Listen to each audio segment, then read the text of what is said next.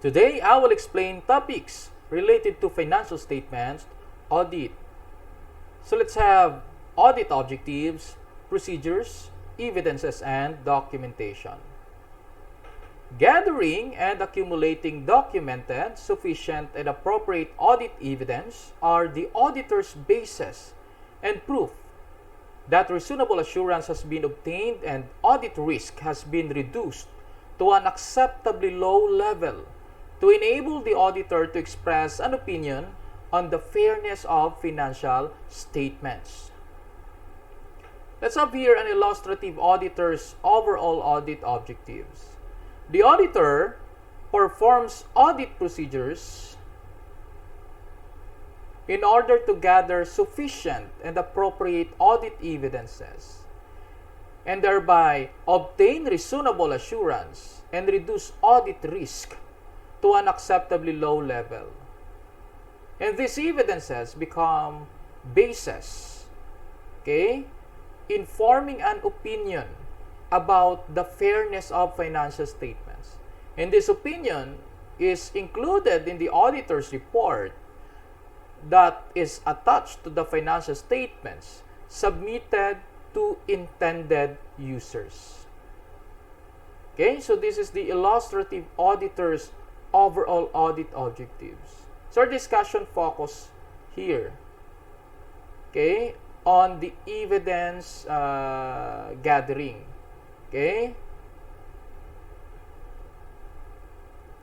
Audit evidence is information used by the auditor in arriving at the conclusions on which the auditor's opinion is based. Audit evidence includes both information contained in the accounting records underlying the financial statements and other information. So you have two classifications of audit evidence. One is the underlying audit evidences and then the other information. That is in accordance with Philippine Standards on Auditing 500. Audit evidence comprise of internal documents and external documents. Internal documents include minutes of the meetings, employee records, sales agreements, lease contract, royalty contract, maintenance contract, sales invoice, disbursement vouchers, canceled checks, warranty provision schedules, depreciation and amortization schedules, standard cost schedules, management reports, employee time cards, variance reports, shipping and receiving reports, legal database, purchase orders, inventory movement documents such as scrap reports and transfer receipts. Where do we obtain these documents? These documents are provided by the entity itself, by the client itself. So these are internal documents that form part, that are rather sources, of audit evidences. Then you have external documents as sources of audit evidences. Example of external documents are confirmation replies from customers, confirmation replies from investment trustees, confirmation replies from legal counsel, confirmation replies from banks, vendor invoices and monthly statements, sales and purchases contracts, loan agreements, industry trade statistics, credit rating reports, and customer orders. Audit evidence is primarily obtained by the auditor through the performance of audit procedures throughout the entire audit process.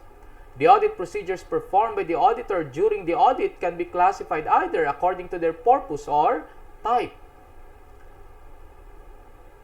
Like I said, the audit process consists of three phases. Phase 1, risk assessment. Phase 2, risk response. And Phase 3, reporting. Those are the phases of the audit process using the risk-based approach. Now, audit procedures, according to purpose of the auditor, are classified into risk assessment procedure and further audit procedures. Risk assessment procedure is performed in phase 1 under risk assessment phase.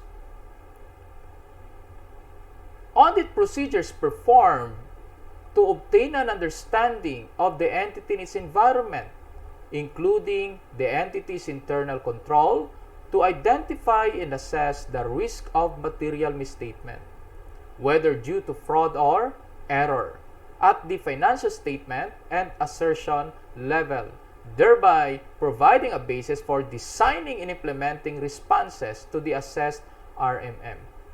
Like I said, risk assessment procedures are performed in phase 1. Okay? And then, the assessment of risk of material misstatement, okay, that is product of the risk assessment procedures, become the basis, okay, for designing and implementing responses in phase 2. Okay, phase 2 is risk response. And the risk response consists of the auditor's performance of further audit procedures. And further audit procedures comprise of test of controls and substantive procedures. Again, audit procedures according to the purpose of the auditor. You have risk assessment procedures, whose purpose, in accordance with the Philippine Standards on Auditing 315, okay, is to obtain an understanding of the entity and its environment, including internal control. The purpose of which is to identify and assess the risk of material misstatement, which in my previous lectures is the function of inherent risk and control risk. Okay, whether due to fraud or error at the FS and assertion level. The assessment of risk here, obtained through the performance of risk assessment procedure, like I said, will be the basis of the auditor in designing and implementing responses. The design and implementation of responses is covered in phase 2 of the risk-based audit process. And risk response will include the performance of further audit procedures. Further audit procedures are classified into test of controls and substantive procedures. What is test of controls? Test of controls is designed to evaluate the operating effectiveness of controls in preventing or detecting and correcting material misstatements at the assertion level.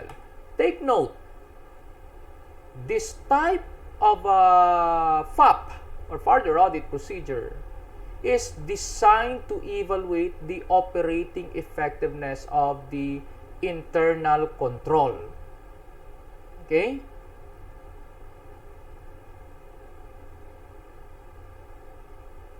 Then you have substantive procedures. Substantive procedures includes test of details and substantive analytical procedures. The test of details could be test of details of account balances or test of details of transactions. The purpose of performing substantive procedure is to detect material misstatements at the assertion level. Try to compare TOC with SP. TOC is designed to evaluate the operating effectiveness of the internal control. So it's attribute testing. Substantive procedures are designed to detect material misstatements. And so this is known as the variable testing.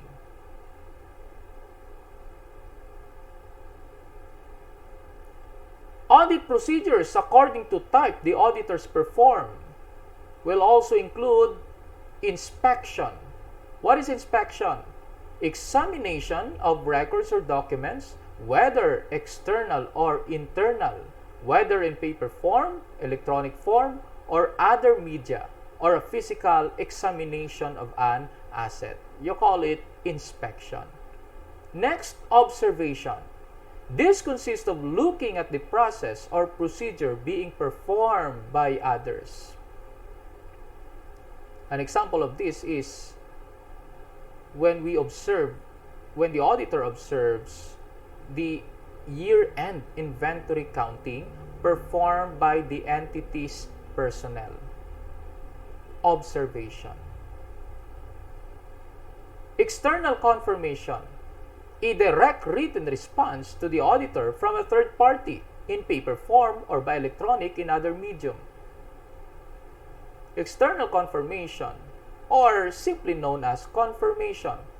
This is a type of inquiry. However, this is an inquiry, okay, to the third or external parties.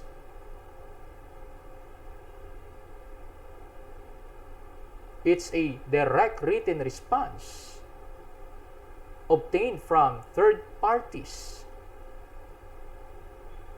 specifically those parties that are external to the client entity.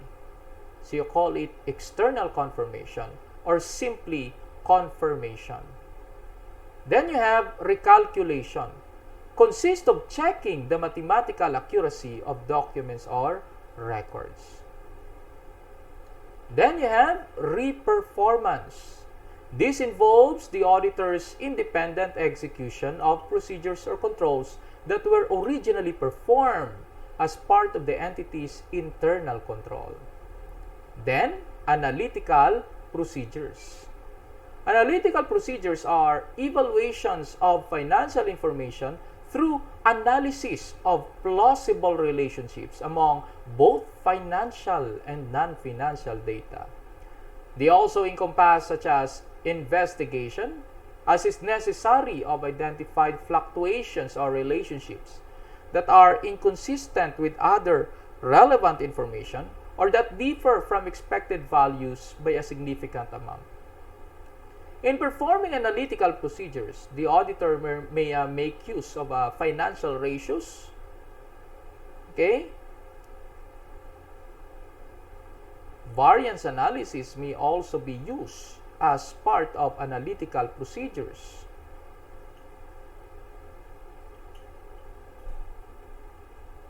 Auditors may also make a trend analysis of the financial data. Next, you have inquiry. This consists of seeking information of knowledgeable persons, both financial and non-financial, within the entity or outside the entity. Like I said, a confirmation is an inquiry. But specifically, this type of procedure, confirmation, aims to obtain information from individuals or parties external to the entity. Cost of audit procedures. The evidence gathering procedures in order of cost from most costly to least costly are, this is the most costly, confirmation. Confirmation replies may not arrive at the expected time. They may arrive late.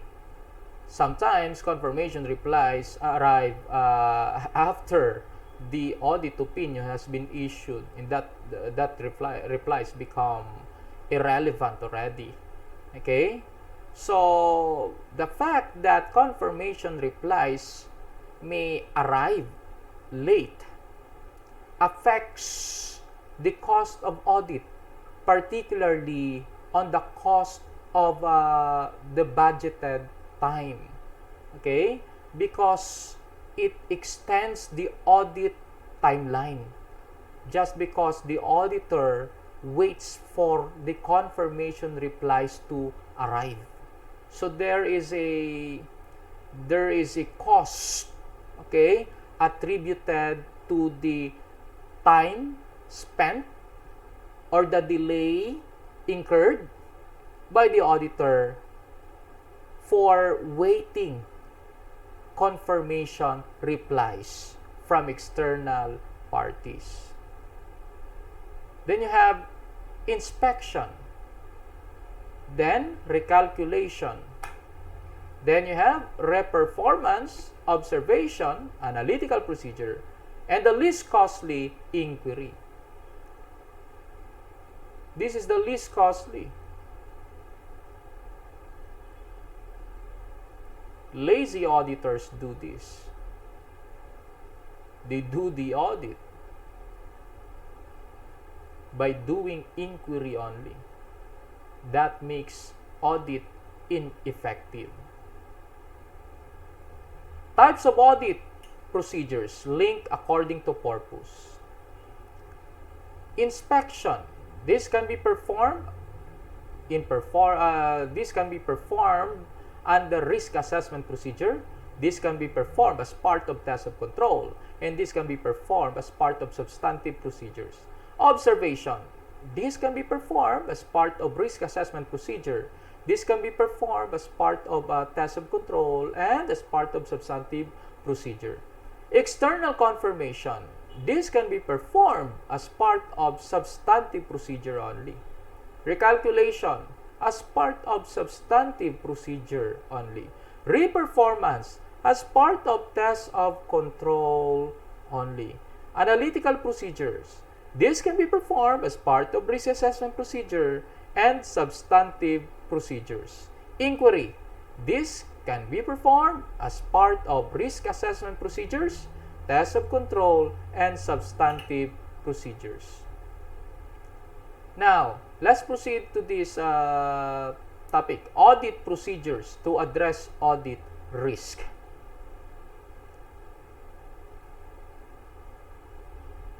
The auditor performs risk assessment procedures to identify risk of material misstatement. And what is risk of material misstatement? This is the chance that the FS are already materially misstated before the audit begins. RMM is a function of IR and CR, or inherent risk and control risk. The auditor makes responses to the assessed risk of material misstatement. Like I said, RAP is performed in phase 1 of the audit process. FAP is performed in phase 2 of the audit process. Pwede that the auditor perform simultaneously phase 1 and phase 2. Okay? But the auditor cannot perform phase 3 simultaneously with the other two phases. Phase 1 and 2 may be performed simultaneously.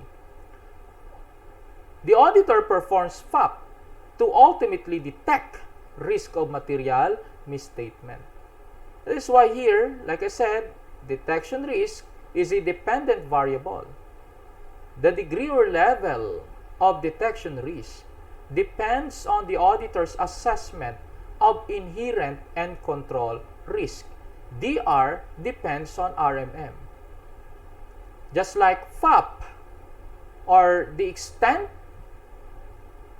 of further audit procedures, depend on the assessment of risk of material misstatement brought about by the performance of risk assessment procedures. Detection risk is the chance that the auditor fails to detect material misstatements.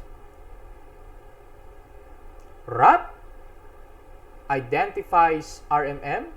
FAP detect RMM. RAP is related to IR and CR, which are the other two functions of audit risk. FAP is related to detection risk. IR times CR times DR equals audit risk. Let's go back. Detection risk is dependent, or the acceptable level of detection risk is dependent on the auditor's assessment of risk of material misstatement. The auditor performs RAP to assess RMM, and this assessment of RMM brought about by the performance of RAP becomes the basis of the auditor in identifying or determining his acceptable level of detection risk. And the extent of further audit procedures that the auditor chooses to perform. IR times CR times DR equals audit risk. Audit risk is the chance that the auditor's opinion is inappropriate when the financial statements are actually materially misstated. Take note that the auditor performs procedures in order to gather evidences. And like I said, what audit procedures to be performed, how audit procedures should be performed, these all depend on the auditor's professional judgment. The sufficiency and appropriateness of audit evidences are also based on the auditor's judgment. Like I said, the auditor performs audit procedures in order to gather sufficient, appropriate audit evidences.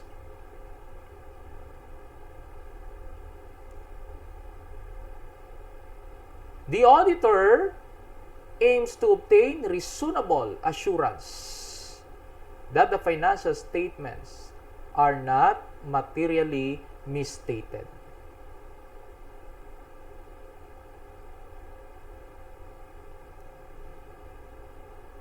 Audit procedures aim to gather sufficient appropriate audit evidences, and these sufficient appropriate audit evidences becomes the basis of the auditor's opinion. Through this sufficient appropriate audit evidences, the auditor obtained reasonable assurance that the financial statements are not materially misstated, and thereby reducing audit risk to an acceptably low level. Yun. Framework of sufficient appropriate audit evidence. The auditor need to observe or apply rather professional judgment and professional skepticism in the performance of audit procedures that aim to gather sufficient and appropriate audit evidences. Like I said, audit evidences must be sufficient and appropriateness and appropriate. The sufficiency and appropriateness of audit evidences depend on the auditor's judgment. When we say sufficiency, that refers to the quantity of audit evidences. How much audit evidence is enough? The auditor's assessment of RMM is directly related to quantity. Thus, if the RMM is assessed to be high, then the auditor should gather more evidences. Okay? If the assessment of RMM is low, then the auditor may just collect, okay, a reasonable quantity of audit evidences. With regards to quality, quantity is inversely related. Okay? If quality is enhanced, quantity of audit evidences may be reduced. However, like I said, this all depend on the auditor's professional judgment. Now, with regards to the appropriateness of audit evidence, if we talk about appropriateness of audit evidence, then it's about quality. Okay? We relate this to the quality of audit evidence. That is, what audit evidence are we going to gather? In determining what audit evidence to gather as it relates to quality of audit evidences, we take into consideration the relevance of the audit evidence and the reliability of audit evidences.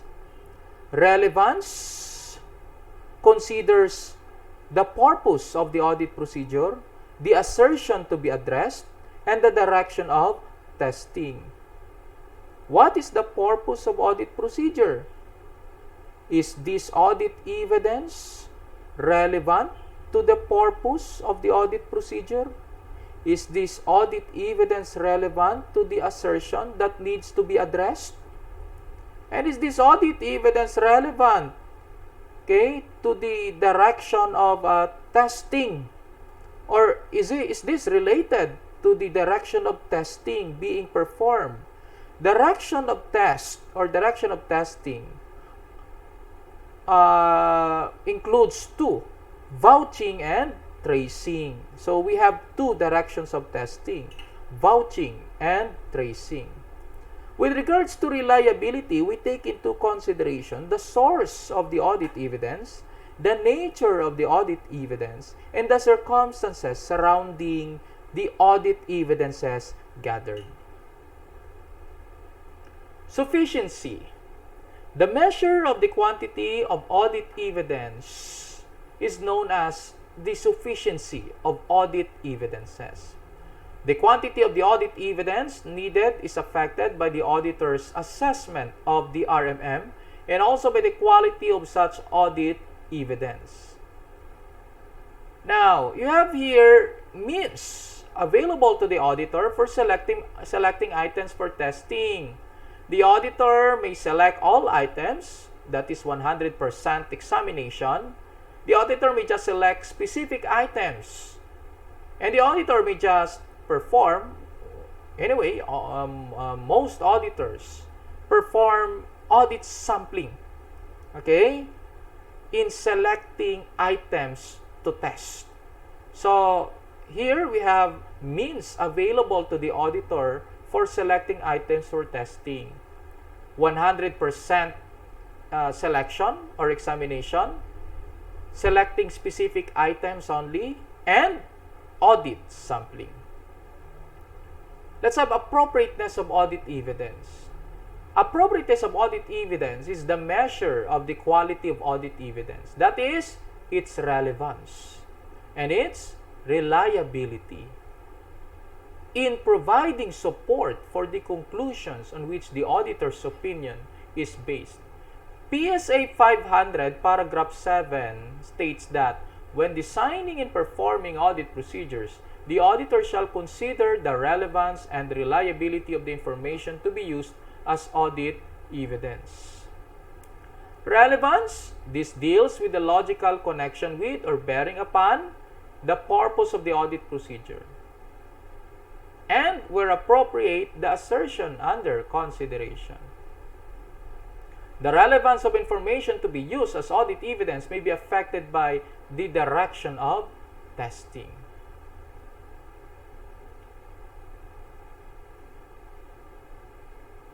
There must be a connection between the purpose of audit procedure. Example, the audit procedure includes a review of bank reconciliation statements. What is the purpose of that audit procedure? You need to know. Then, what assertion are being addressed by that audit procedures? So since it's bank reconciliation, it's a review bank reconciliation. The assertions will include assertions pertaining to account balances as of period end. And that includes the rights over the cash or cash equivalents, completeness, existence, and valuation. Next, the relevance information to be used as audit evidence may be affected by direction of testing. Now, for review bank reconciliation, the direction of testing would be vouching if the direction of testing is from financial statements down to supports. Tracing if the direction of testing is from supports or underlying documents up or to the financial statements. Also, the auditor, now in the review bank reconciliation, the auditor may vouch those items appearing in the bank reconciliation down to the underlying records. You call it vouching. Tracing if the auditor from the underlying support trace whether those transactions in the underlying supports are reflected on the bank reconciliation statements. So it's tracing and vouching. Tracing is from the underlying supports up to the subject of the audit procedures. Vouching is from the subject of the audit procedures down to the supports. Or generally, vouching is from the underlying supports up to the financial statements. That is tracing. Vouching is from the financial statements down to the underlying supports. Tracing, vouching. Reliability. The reliability of information to be used as audit evidence, and therefore of the audit evidence itself, is influenced by its source, in its nature, and the circumstances under which it is obtained, including the controls over its preparation and maintenance, where relevant. Therefore, we can make generalizations about the reliability of various kinds of audit evidence, subject to important exceptions. Even when information to be used as audit evidence is obtained from sources external to the entity, circumstances may exist that could affect its reliability. You have here generalizations about the reliability of audit evidence. 1.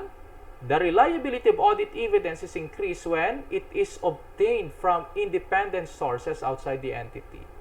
So we can say that evidences obtained from sources outside the entity is more reliable compared to evidences obtained or provided by the entity itself. Second generalization. The reliability of audit evidence that is generated internally is increased when the related controls, including those over its preparation and maintenance imposed by the entity, are effective. So we can say that audit evidences that is generated internally is reliable, okay, when the related controls over the audit evidence preparation and maintenance is strong. Okay? So, entity provided audit evidences become reliable when the internal controls related to the preparation and maintenance of that audit evidence is strong. Next, or third generalization, audit evidence obtained directly by the auditor is more reliable than audit evidence obtained indirectly or by inference. Next generalization, number 4. Audit evidence in documentary format, whether paper, electronic, or other medium, is more reliable than evidence obtained orally. For example, a contemporaneously written record of a meeting is more reliable than a subsequent oral representation of the matters discussed. Relevance and reliability. Continuation. Audit evidence provided by original documents is more reliable than audit evidence provided by photocopies or facsimiles, or documents that have been filmed, digitized, or otherwise transformed into electronic form, the reliability of which may depend on the controls over their preparation and maintenance. So the auditor may prefer original documents than photocopies or facsimiles, or documents that have been filmed, digitized, or otherwise transformed into electronic format. Obviously, original documents are more reliable than this. Now, let's proceed to audit documentation. What is audit documentation? Audit documentation is the record of audit procedures performed, relevant audit evidence obtained, and conclusions the auditor reached. This is also known as working papers or work papers. An audit file is one or more folders or other storage media in physical or electronic format containing the records that comprise the audit documentation for a specific engagement. What is an experienced auditor?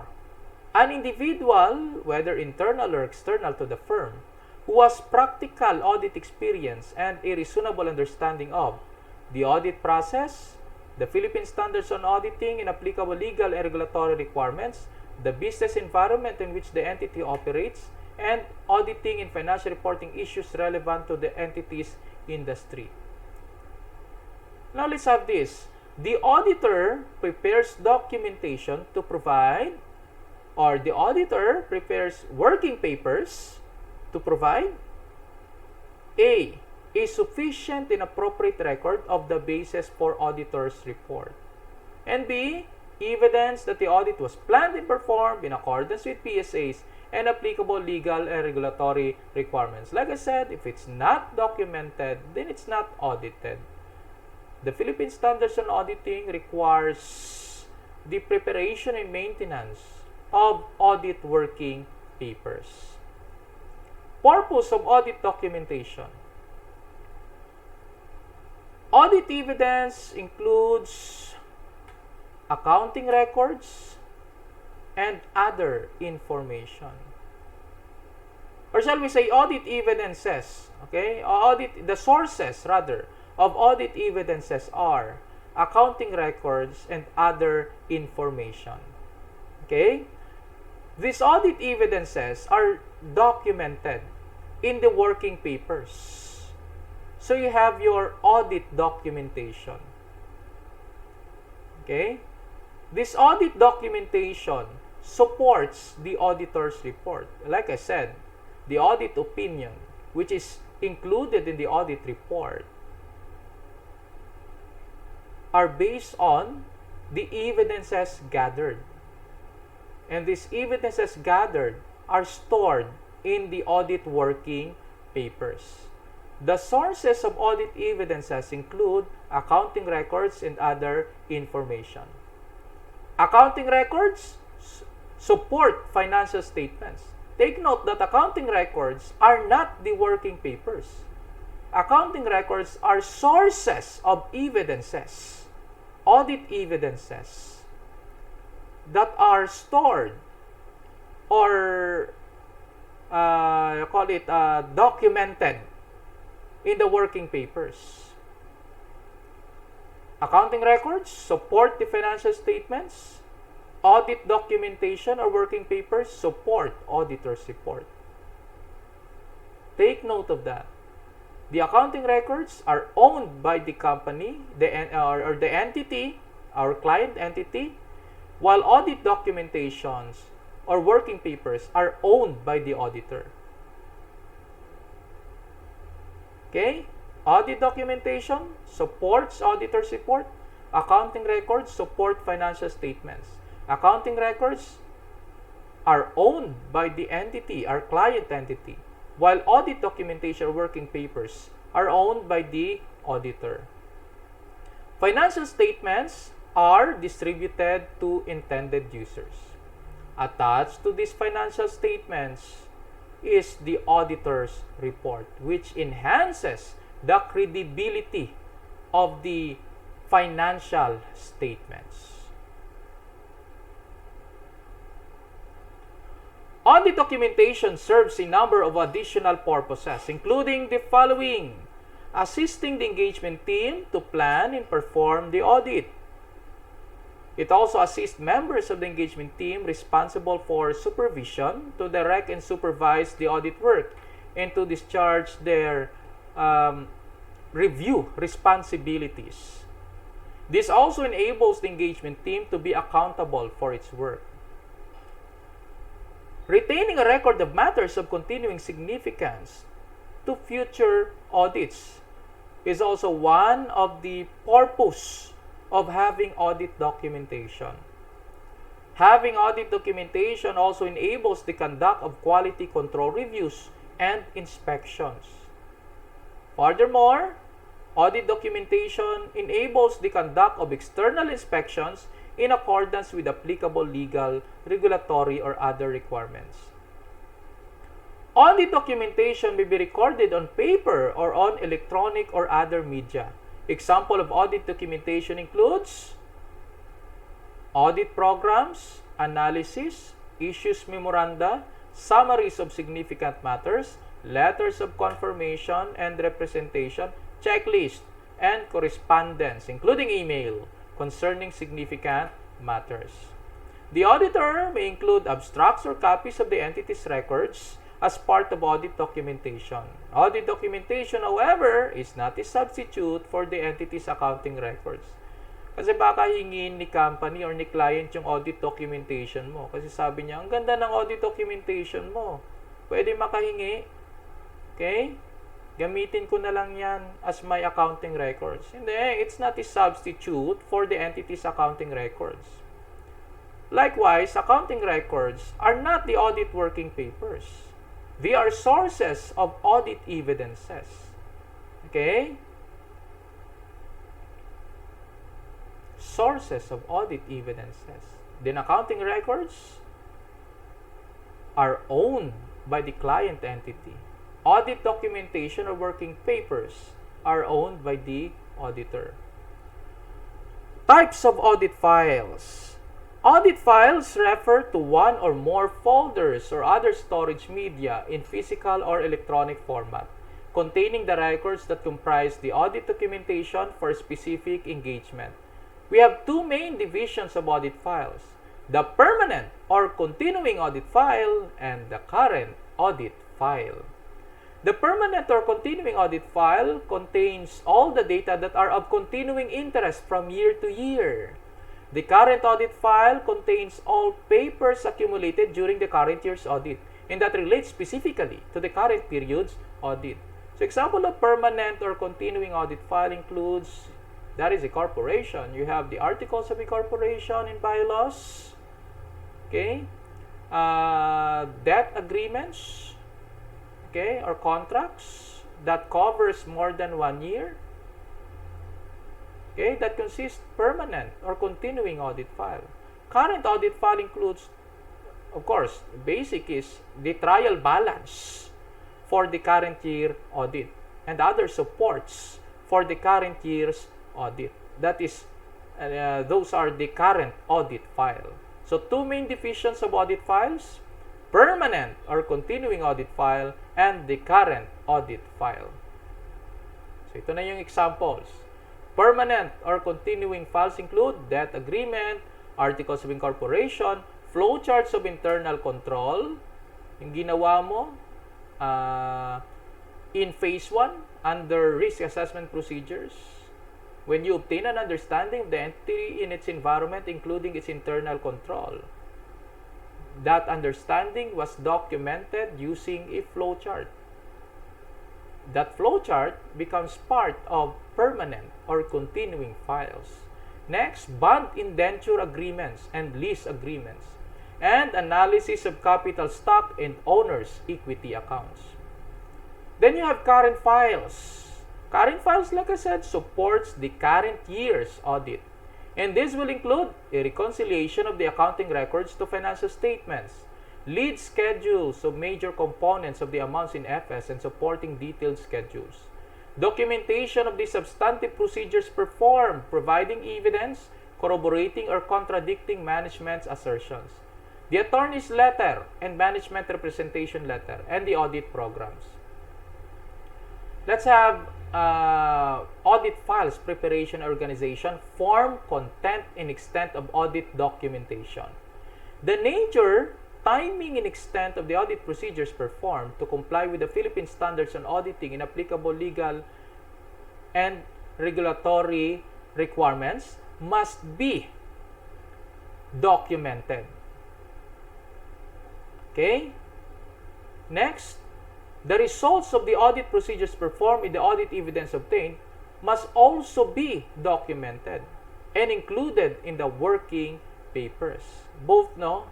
A, B, and C. This must be documented in the audit working papers. Letter C, significant matters arising during the audit, the conclusions reached thereon, and significant professional judgments made in reaching those conclusions. Okay? So this comprise the form, contents, and extent of audit documentation. In accordance with Philippine Standards on Auditing 230, paragraph 8. Departure from relevant requirement. If in exceptional circumstances, the auditor judges it necessary to depart from a relevant requirement in a Philippine Standards in Auditing, the auditor shall document how the alternative audit procedures performed achieve the aim of that requirement and the reasons for the departure. Guidelines on the design of working papers. The working papers must have a heading. Name of the company or the audit client, the period under audit. That must be included in the heading. Next, indexing and cross-referencing. The audit data in the audit working papers may have been cross-referred, okay, to other audit files. The auditor may make use of index. Lagyan mo ng label yung working papers mo. Example, audit working paper A1. A1, that is working paper for asset, specifically cash. Yan. Biglagyan mo ng index numbers. So that when you prepare other working papers, you may cross-refer that working papers to index A1. Yan. Lagyan mo na siya ng index. So, indexing and cross-referencing. Details in the working papers may be cross-referred, okay, on each other. Okay? So, cross-referencing requires the use of indexes, okay, or index numbers. Then, the auditor may make use of tick marks. What is tick mark? What is a tick mark? So, parang whenever I check the papers of my students, instead of writing correct, the word correct or the word wrong in their answer sheets, I draw a check mark if correct. And if wrong, I draw an X mark. So those are the example of tick marks. Tick marks represent auditor's comment. Okay? So, example, if the auditor wants to tell the reviewer or the junior auditor wants to tell the supervisor that he has recalculated a certain amount in the working paper, so lagyan niya yun ng letter R. R. So, R represents a tick mark. So, if the reviewer sees that letter R, that means recalculated siya. So, tick marks represents a comment. Okay? A comment by an auditor. Okay? So, instead of writing long phrases or long sentence, the auditor may make use of tick marks. Yung tick marks, para siyang legend. Okay? Meron siyang legend. Okay? Tick marks. Audit objectives or purpose. Your working papers must also indicate the audit objective or purpose. Obviously, whenever we perform a procedure, the auditor must specify what is the objective of this audit procedure. What is the purpose of performing this procedure? This must be indicated in the working papers. Number 5, identifying characteristics like the initials of the preparer, the initials of the reviewer, and the dates when the working papers was prepared and the date when the working papers was reviewed. Yan. This must be indicated in the working papers. And of course, the most important is the conclusion. Yung working papers mo should indicate the conclusions reached for each procedure performed. Hindi naman pwede na that the auditor performed a procedure and then okay lang, wala siyang conclusion. Okay? There must be finding. There must be conclusion reached for each procedure performed.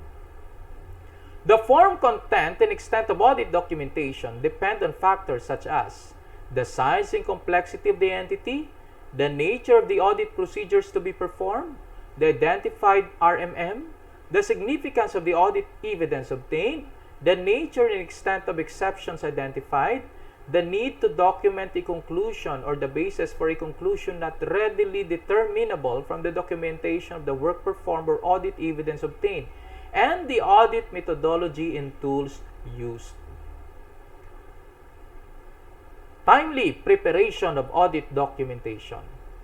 Preparing sufficient and appropriate audit documentation on a timely basis helps to enhance the quality of the audit and facilitates the effective review and evaluation of the audit evidence obtained and conclusions reached before the auditor's report is finalized. Documentation prepared after the audit work has been performed is likely to be less accurate than documentation prepared at the time such work is performed.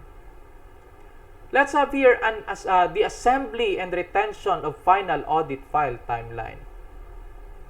So after the date of the auditor's report, the auditor has 60 days to archive the working papers. And file retention should be no shorter than 7 years from the date of the auditor's report. After the file assembly deadline, hindi na pwede ma-modify ni auditor yung working papers niya. Obviously, during the 60 days archiving, gagawin dito ni auditor is merely to arrange yung working papers niya, okay? Update yung working papers niya. But the auditor is not allowed to perform procedures anymore. The auditor is not allowed to gather evidences during this 60-day period kasi tapos na yung audit. Yung gagawin ni auditor dito for 60 days archiving is to arrange the working papers, update the working papers. Okay? Prepare the working papers for file retention. And file retention should be no shorter than 7 years from the date of auditor's report. The 7 years rule, okay, is based on the Sarbanes-Oxley Act. The Auditing and Assurance Council, okay, under the Philippine Standards on Auditing, requires 5 years. Okay? The Bureau of Internal Revenue, 10 years. Again, under the Sarbanes-Oxley Act, file retention must be no shorter than 7 years from the date of auditor's report. Under the Auditing and Assurance Standards Council, Philippine Standards on Auditing, it must be no shorter than 5 years. If we base it to the Bureau of Internal Revenue, it should be 10 years from the date of audit report. File retention is 10 years.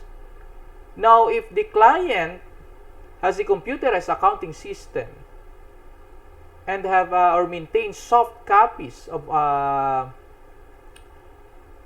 audit files, okay,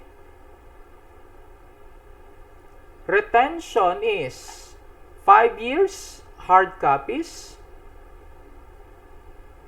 then 5 years soft copies.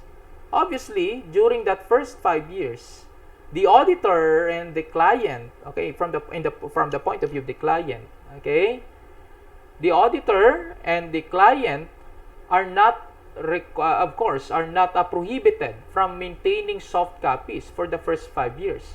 However, the BIR requires them to maintain both soft copies and hard copies for the first 5 years. For the next 5 years, the auditor and the client may just maintain soft copies na lang. Okay? That is from the point of view of the BIR. Sarbanes-Oxley Act, 7 years from the date of auditor's report. AASC, Philippine Standards on Auditing, 5 years from the date of auditor's report. Bureau of Internal Revenue, 10 years from the date of auditor's report. 5 years, hard and soft copies. Next 5 years, soft copies. Okay? Sige.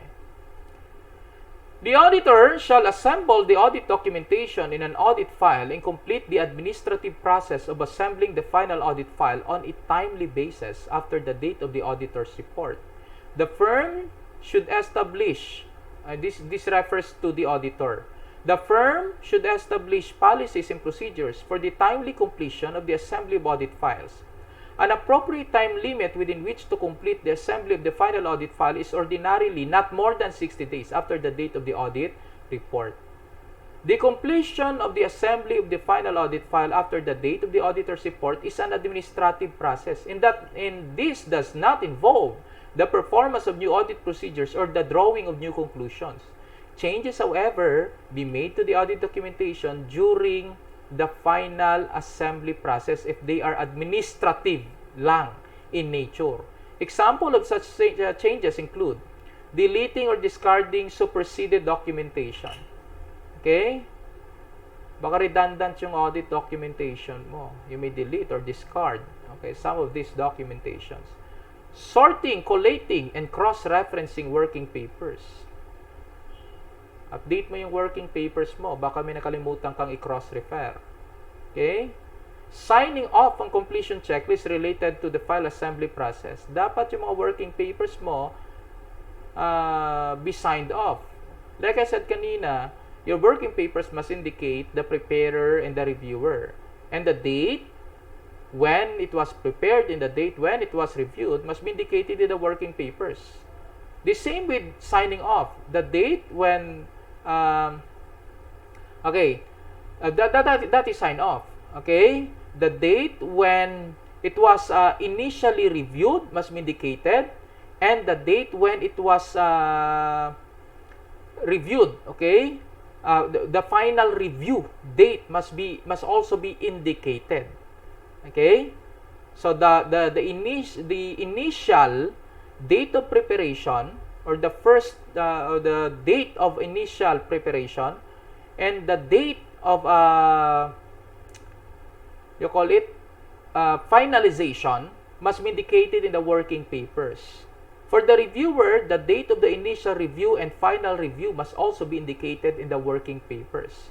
The date of the finalization is considered the date when the working papers are signed off. Okay? Documenting audit evidence that the auditor has obtained, discussed, and agreed with the relevant members of the engagement team before the date of the auditor's report. After the assembly of the audit file, okay, has been completed, the auditor shall not delete or discard audit documentation of any nature before the end of its retention period. Okay? Maintain mo lang siya dyan for 7 years. Okay? Under the Sarbanes-Oxley Act, 7 years, 5 years under the AASC PSA, and 10 years for the BIR. Ayan. Okay, obviously, pipiliin mo yung BIR. Okay? Kasi siya yung may pinakamahabang period of required retention. Auditing firms should establish policies and procedures for the retention of engagement documentation. The retention period for audit engagements ordinarily is no shorter than 5 years. Like I said, in accordance with the Philippine Standards on Auditing, it's 5 years from the date of audit report, or if later, the date of group audit report in the case of group audit. Pag sinabi mong group audit, this includes the parent and the subsidiaries and associates. It's a group. Okay? Group yung tawag doon. Okay? In circumstances other than those envisaged in paragraph 13, where the auditor finds it necessary to modify existing audit documentation or add new audit documentation after the assembly of the final audit file has been completed, the auditor shall, regardless of the nature of the modifications or additions, document the specific reasons for making them, and when and by whom they were made and reviewed. An example of circumstance in which the auditor may find it necessary to modify existing audit documentation or add new audit documentation after file assembly has been completed is the need to clarify existing audit documentation arising from comments received during monitoring inspections performed by internal or external parties.